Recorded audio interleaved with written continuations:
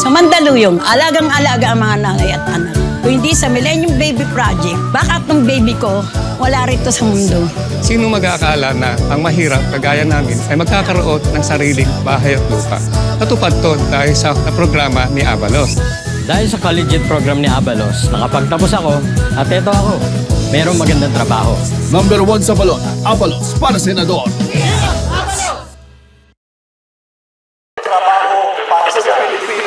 Ako po si Benner Abalos, ang inyong solid na public servant. Solid po ako naging mayor. Solid na MMDA chairman at solid na DILG secretary. Solid po akong nag-ayos ng gulo para mas mahusay ang public service. Bawas krimen at may peace and order. Solid po magtatrabaho sa Senado para mas ligtas, mas may trabaho at solid ang ating kinabukasan. Benher Abalos, number 1 sa balota, solid sa Senado. Bagay sa amin ang Benher! Kasi nung umupo si Secretary Benher Abalos ng DILG, bumaba ang crime rate natin! Solid safe! Lalo na sa mga students. Dahil sa nasimulan niyang magandang ekonomiya sa Mandaluyong, nagkaroon kaming mga estudyante ng libreng tablets, kumpletong gamit, pati allowances. Sana wag malagas sa dami pa ng gagawin ko. Benner din ako. Benher Abalos, number 1 sa balota, solid sa Senado. Nandito na si Bong Revilla!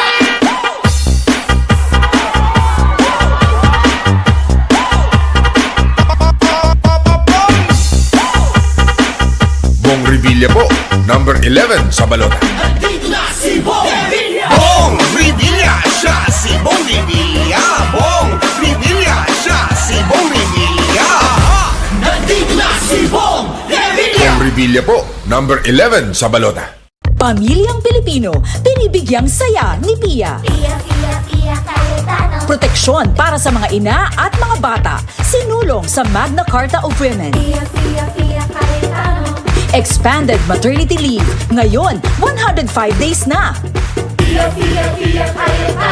Pinaglalaban ang budget para sa kalusugan at edukasyon kada taon. Pia, Pia, Pia Cayetano, kailangan ibalik sa Senado. Pamilyang Pilipino, binibigyang saya ni Pia. Proteksyon para sa mga ina at mga bata, sinulong sa Magna Carta of Women. Kampiyon ng mga atletang Pilipino. Doktor para sa bayan, batas ni Pia para sa kalusugan ng lahat. Pinaglalaban ang budget para sa kalusugan at edukasyon kada taon. Pia, Pia, Pia Cayetano, kailangan ibalik sa Senado. Ping Lacson ang senador ko. Ang tama, ipaglalaban. Ang mali, lalabanan. Pag nandyan si Ping, may magbabantay sa gobyerno. 300 billion pesos na iligtas sa maling paggamit. It is time to bring the pork barrel system down. Natigil ng pangungutong sa kalsada dahil sa kanyang no-take policy. Nilipat niya 8.3 billion pesos sa SUCs noong 2017. Ang tama ay ipaglaban. Ang mali ay labanan. Number 33 sa balota. Para sa 100% pag-unlad, 50 si Manny. Para sa 100% pagbabago, 50 si Manny. Para sa 100% paglilingkod, 50 si Manny. Para sa 100% Pinas, 50 ka. 50 tayo! 50 si Emmy! Kahati mo, si Manny! Ito ang ating West Philippine Sea. Bawat lundo at alon ay ang paglayag at paglaya. Subukan man ng kalaban, hindi natin tatanggaping apihin tayo sa sariling karagatan. Kaya't ginawa ko ang Tolentino Law para kilalanin ng buong mundo na atin ang West Philippine Sea. Ipaglaban natin ang Pilipinas. Ating karagatan, karapatan at kinabukasan. Tolentino, Senador. Sino ang iboboto mong senador? Kasangga nating mga Pilipinong Muslim. Tol Tolentino to. Matino et Matilino. Tol Tolentino yan. Yung senador na matulungin. Tol Tolentino po. Mambabatas na masipag. Tol Tolentino, boss! Tulad namin, matapang at palaban. Tol Tolentino, sir. Ako po si Senator Francis Tol Tolentino, ang tol ng bawat Pilipino. Ang nangabuso walang pinipiling biktima. Ako walang pinipiling ipagtanggol. Saan man, kailanman, kampi tayo. Erwin Tulfo, kakampi nyo sa Senado. Sa panahon ngayon, kailangan tunay na kaibigan. May malasakit sa bayan, mga mahihirap, tinutulungan. Kay Camille Villar, panatag ako. May magandang bukas na parating. Sa magkakaibigan, walang iwanan. Sa panahon ngayon, hindi mo alam kung sino ang tunay na kaibigan. Ang pamilyang Villar, tunay magmahal sa pamilya ko. Hindi nang iiwan. Si Camille Villar, kauban nato sa Senado. Atong iboto, si Camille Villar. Siksik sa mga programang pangnegosenso. Siksik! Siksik sa mga pagkakataong lumaki ang kita. Siksik! Siksik sa trabahong akma sa pinag-aralan. 66! Camille Villar sa Senado. Siksik sa batas para sa mga manggagawa. Siksik! Siksik sa benepisyong pangkalusugan. Siksik! Siksik sa mga adhikaing pangkababaihan. Siksik! Camille Villar sa Senado. Siksik sa mga programang pagsulong ng edukasyon. Siksik! Siksik sa mga adhikaing pangkabataan. Siksik! Siksik sa programang pang-mental health. 66! Camille Villar sa Senado. Siksik sa tulong pangkabuhayan. Siksik! Siksik sa mga batas para sa mga OFW. Siksik! Siksik sa benepisyong pabahay at pamumuhay. Siksik! Camille Villar sa Senado. Ako si Sara Duterte. Iisa lang ang Rodante Marcoleta sa Senado. Di natitinag at laging nasa panig ng tama. May prinsipyo, may paninindigan. Iboto natin ang number 38 sa balota. Rodante Marcoleta sa Senado. Kay Marcoleta, may pag-asa ka. Itim. Ipaglalaban tayo ni Amy Marcos. Itim ngayon ang kulay ng bansa.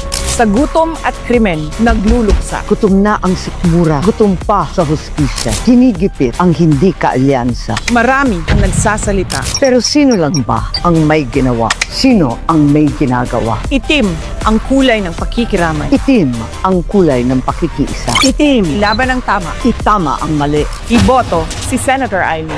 Itiman number 39 sa balota, Senator Amy Marcos. Ano bang dapat natin gawin para mabago ang hirap ng buhay ng ating mga kababayan? Dapat libre na ang gamot ang nanay, tatay, lolo, lola. Yung mga senior citizens. Dapat para sa mga magulang, trabaho. Para sa mas magandang kinabukasan. At dapat, ito pa rin ang pangarap ng mga bata sa tulong ng edukasyon. Paglilingkod galing sa puso, yan ang kailangan. Dapat gumawa tayo ng paraan. Taos pusong pagtulong sa pamilyang Pilipino. Puso para sa bayan. Galing sa puso. Yan ang gagawin natin. Paglilingkod sa ating mga kababayan.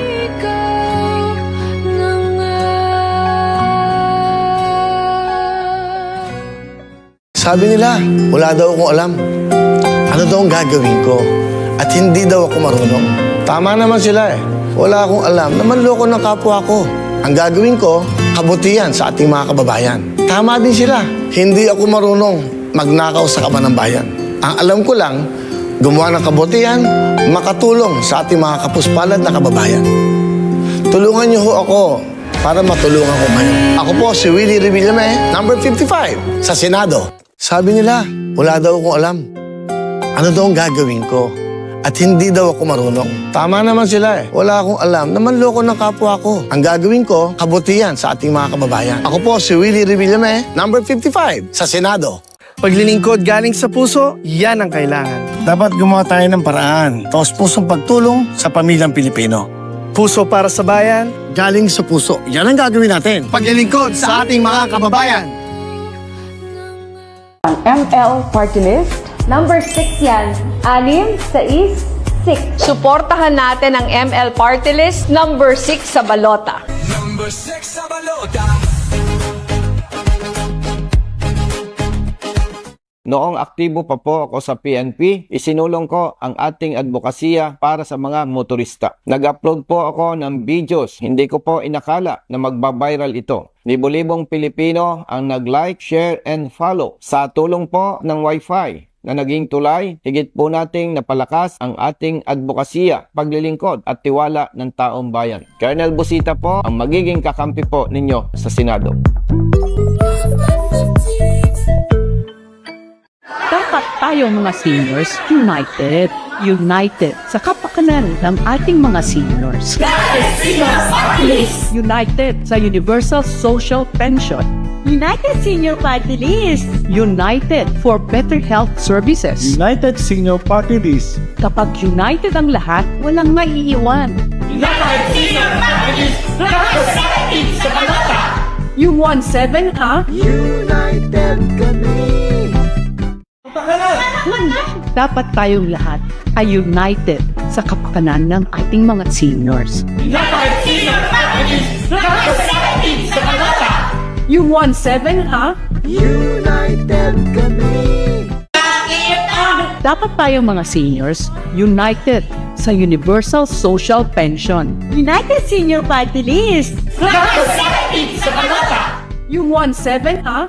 United kami. Dapat tayong mga seniors united for better health services. United Senior Party List. Representative sa balota. Yung 1-7, ha?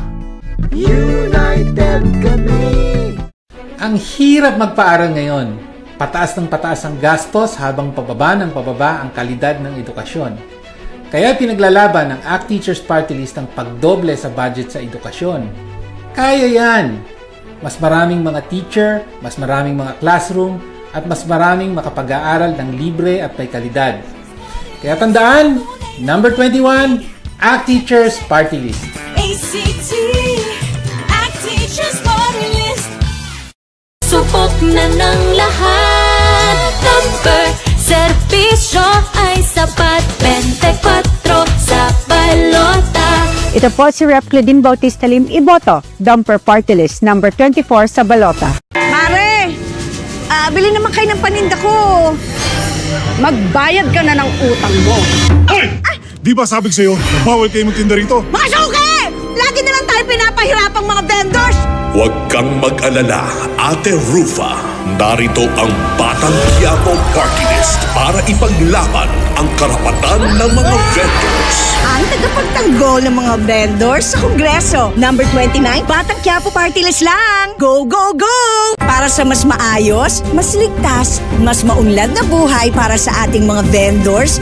Go, go, go na tayo! Number 29, Batang Quiapo Party List. Tagapagtanggol ng mga vendors sa Kongreso. Ako po si Rolly, dating presidente ng SSS at GSIS at isang pensyonado. Panahon na para madagdagan ng 1,000 piso ang pensyon. Lalo nating pabilisin ang pag-claim ng mga benepisyo, pensyon din para sa mga opisyal ng barangay at job order employees at indexation ng pensyon ng mga pulis at militar. Ako ang magiging kampiyon ng mga pensyonado sa Kongreso. Number 45 SSS GSIS Pensyonado Party List sa likod ng balota. Importante ang pagboto og party list. Mauna ayaw ninyo kalimpi. Unahan na ang likod sa inyong balota. Baliha ang inyong balota. Pangita ang numero 45, SSS GSIS Pensyonado. I-shade og taman ang bilog tapad sa number 45. Ayaw kalimpi. Isa lang ang party list na pwede iboto. Unta atong pilion ang number 45. SSS GSIS Pensyonado. Kada Pilipino, pensyonado. Mga Momshies! Alam nyo ba na ang number 47 ay nagsisimbolo ng katatagan at sipag? O diba mga Momshi? Kaya ngayong halalan, markahan lamang ang number 47 sa balota. Ang tingog, party list natin. Ang tinig ng bayan na nakikinig at nagsisilbi para sa katatagan at sipag. Tingog is the best, mga Momshi!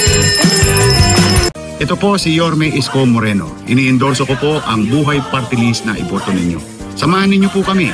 Iboto natin ang Buhay Party List number 63 sa inyong mga balota. Walang drama. Walang pangakong imposible. Solutions mindset lang. Sa Partido sa Bagong Pilipino, tayo naman! PDP, number 91 sa balota. Sino dapat ang number 1 priority ng taong bayan? Ang ating mga munting mamamayan na kailangan ng tamang kalusugan, karapatan at karunungan. At sino sa lahat ng kongresista ang titindig para sa mga batang Juan? Iisa lang. Ang bawat boto para sa Juan Munti Party List ay boto para sa kinabukasan ng bayan. Isang paalala sa Mayo 12. Sa likod ng inyong balota, hanapin ang numero 148 tupad. Tandaan, isang party list lamang po ang inyong iboboto. 148, 148, 148 tupad party list.